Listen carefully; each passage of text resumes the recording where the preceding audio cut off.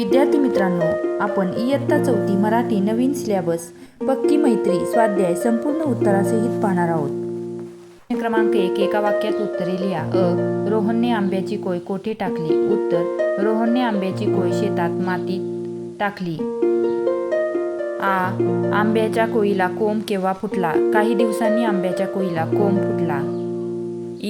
रोहनला कोणी हाक मारली? उत्तर: कोंब फुटलेल्या कोयीने रोहनला हाक मारली. रोहन आणि त्याच्या मित्रांना रोप काय देणार आहे? उत्तर: रोहन व त्याच्या मित्रांना रोप, सावली व फळे देणार आहे. पुढील प्रश्न पाहण्याअगोदर व्हिडिओला एक लाईक करायला विसरू नका. प्रश्न क्रमांक 2. कोण म्हणाले? उत्तर: तूच हाक मारलीस का मला? उत्तर: रोहन म्हणाला. मला तुझ्यासोबत मोठं व्हायचंय रे. उत्तर: रोप म्हणाले.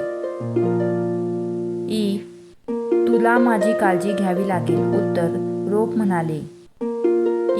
आपण सगळे मिळून मज्जा करू. रोहन म्हणाला.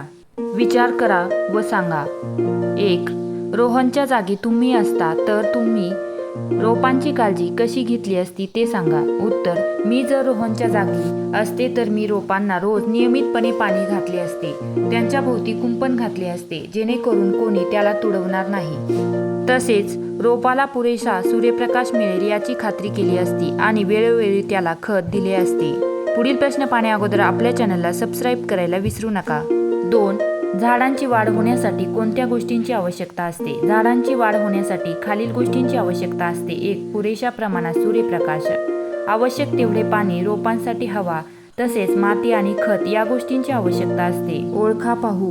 हिरवा पिवळा रंग माझा, म्हणतात मला फळांचा राजा. आंबा. बाहेरून काटेरी आतून गरे, ओळखा पाहू कोण बरे? फणस.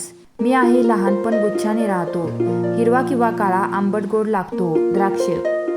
लिहिते होऊया. प्रश्न क्रमांक 1. पुढील फळांच्या बियांची नावे सांगा. उदाहरणार्थ काजूची बी. 1. आंबा. कोय. फणस. आठळी. चिंच, चिंचोका. विद्यार्थी मित्रांनो, तुम्ही जर आपल्या चॅनलवरती नवीन असाल तर चॅनलला सबस्क्राईब करा जेणेकरून असेच नवनवीन स्वाध्यायाचे व्हिडिओ तुम्हालाही पाहायला मिळतील. प्रश्न क्रमांक 2. गोष्ट कथा पूर्ण करा व योग्य शीर्षक द्या.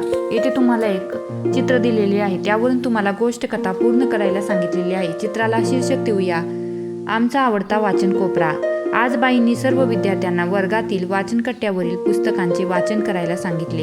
सर्वजण आपल्याला आवडीची पुस्तके वाचू लागली. बाई आवडीने मुलांशी वाचलेल्या पुस्तकाविषयी बोलू लागल्या. पुढे बाईंनी विचारले, मुलांनो, तुम्हाला आज कोणते पुस्तक आवडले? तेव्हा समीर उत्साहाने उभा राहिला आणि म्हणाला, बाई, मला प्राण्यांच्या गोष्टीचे पुस्तक खूप आवडले.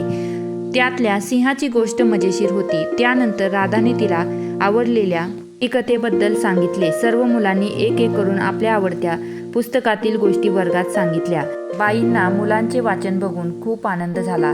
त्यांनी सर्वांचे कौतुक केले आणि सांगितले की पुस्तके आपले मित्र असतात. ती आपल्याला खूप नवीन माहिती देतात. त्या दिवसापासून सर्व मुले मधल्या सुट्टीत आवडीने वाचन कोपऱ्यात जाऊन पुस्तके वाचू लागली. त्यामुळे सर्वांना वाचनाची गोडी लागली. योग्य ठिकाणी उद्गारवाचक चिन्ह देऊन वाक्य लिहा. विद्यार्थी मित्रांनो, मी येथे तुम्हाला संपूर्ण स्वाध्यायाची व्यवस्थितरित्या उत्तरे लिहून दिलेली आहे. व्हिडिओ आवडला असेल तर व्हिडिओला एक लाईक करा. तसेच आपल्या चॅनलला सबस्क्राईब करायला विसरू नका. धन्यवाद.